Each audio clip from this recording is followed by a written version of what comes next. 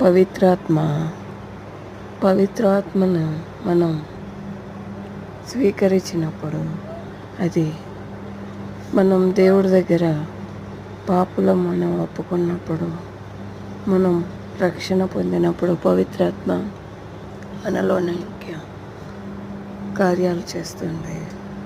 పవిత్రాత్మ ఫలం ఇస్తుంది. రెండవది అగ్గిలాగా మండుతుంది. ఎందుకంటే ఈ లోకంలో ఎంతోమంది దేవుడి కోసం ఎంతో త్యాగంగా తన జీవితాన్నైనా సరే, ఇంట్లో సమస్తము సరే పోగొట్టుకుంటున్నారంటే అది పవిత్రాత్మ మండుతుంది. కాబట్టి మనం పవిత్రాత్మకు లోపడదాం. మనము దేవుడి కోసం మండుదాం. ఈ లోక శరీర విషయాల కోసం ఎక్కువ ఆశపడేది వద్దు. కానీ పవిత్రాత్మ ఎవరు స్వీకరించారో వాళ్ళకి శరీర కార్యాల్లో మిస్టేక్ అయినానో సరే దేవుడు ప్రతి ఒక్క విషయంలోనూ క్షమిస్తాడు. మనం ప్రతి ఒక్క విషయంలోనూ సహా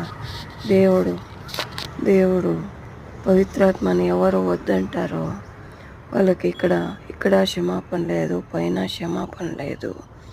కాబట్టి పవిత్రాత్మతో మనం ఇక్కడ మండుదాం. చల్లార్చే విషయాలు ఎన్నో ఉన్నాయి, కానీ మనం దేవుడి కోసం మండుదాం. అయితే నాకు లైక్ చేయండి, షేర్ చేయండి, సబ్స్క్రైబ్ చేయండి. మనం దేవుడు ఎత్తబడినప్పుడు మనం పవిత్రాత్మ